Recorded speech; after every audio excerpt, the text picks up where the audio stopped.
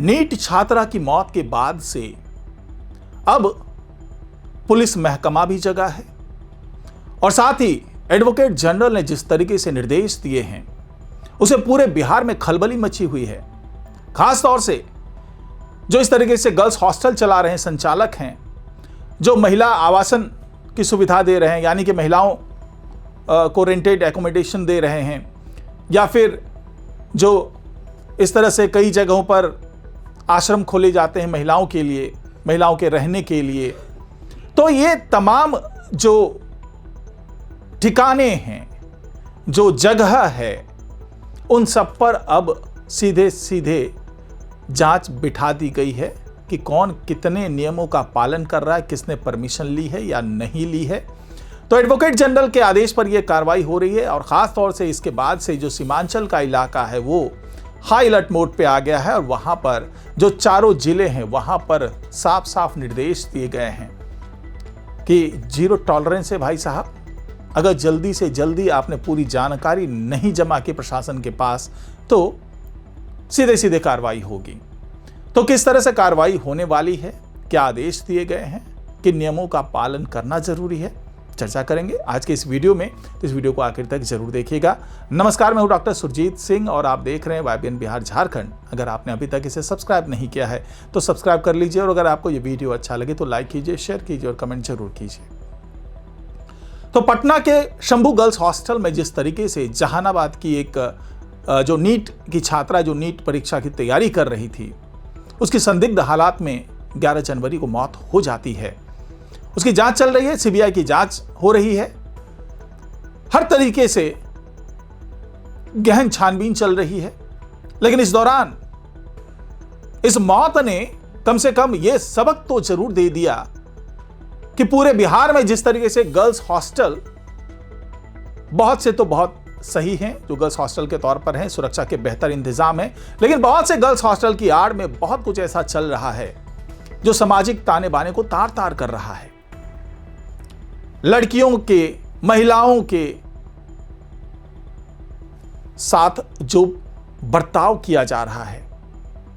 वो कानून की धाराओं के तहत संगीन अपराध की श्रेणी में आता है।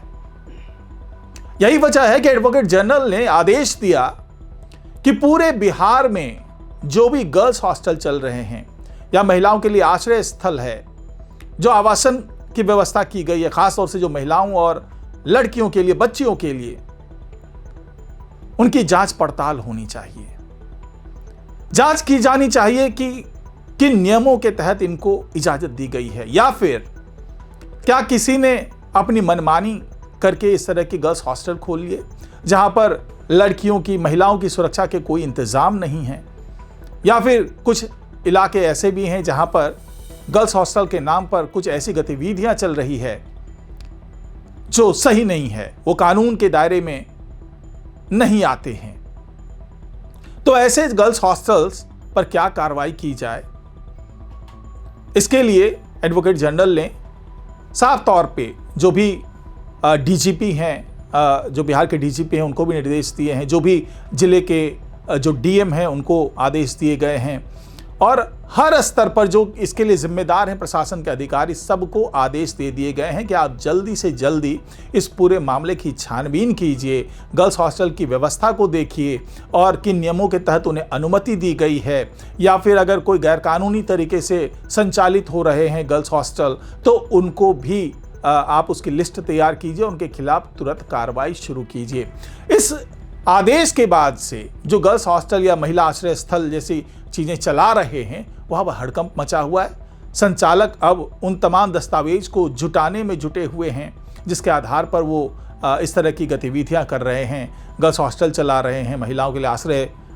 घर खोला हुआ है, आवासन की व्यवस्था की जा रही है। साथ ही जो दिशा निर्देश दिए गए हैं उसमें साफ साफ कहा गया है कि जो भी आवश्यक कानूनी अनुमति की जरूरत होती है उन अनुमति को लिया गया है या नहीं। और प्रथम चरण में जो छानबीन हो रही है उसके आधार पर जो संकेत मिले हैं उसे ये पता चला कि लगभग 70 से 75% ऐसे गर्ल्स हॉस्टल हैं जहां पर जो कानूनी अनुमति लेनी चाहिए थी वो नहीं ली गई है। यानी कि अपने निजी आवास में गर्ल्स हॉस्टल खोल दिया गया है और सुरक्षा के कोई पुख्ता इंतजाम नहीं है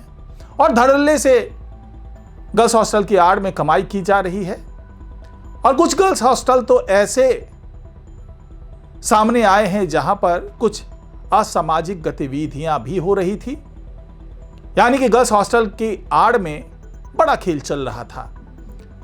तो ऐसे तमाम गर्ल्स हॉस्टल के जो सीधे सीधे तौर पर यह समझ में आ गया कि यहां पर तो कुछ गलत हो रहा था, उसके संचालक तो फरार हैं, लापता हैं। लेकिन जहां पर नियमों की, कानून की धज्जियां उड़ाई गई है, अब उन तमाम संचालकों में हड़कंप मचा हुआ है और वो तमाम दस्तावेज प्रस्तुत कर रहे हैं और नहीं तो सील करने की कार्रवाई तो होगी ही, साथ ही इस मामले में दंड का भी प्रावधान किया गया है ताकि इस तरह की गतिविधियों से लोग बाज आएं। और खास तौर से सीमांचल के इलाके में ज्यादा कड़ाई बरती जा रही है और यहाँ के जो 4 जिले हैं, पूर्णिया, अररिया, किशनगंज, तो ये जो तमाम इलाके हैं, कटिहार की भी मैं बात कर रहा हूं, तो ये तमाम